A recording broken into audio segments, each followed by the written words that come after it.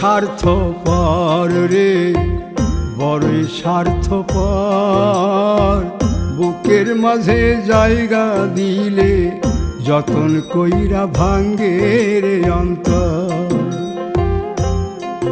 মানুষ বড়ই স্বার্থপর রে, বড়ই স্বার্থপর।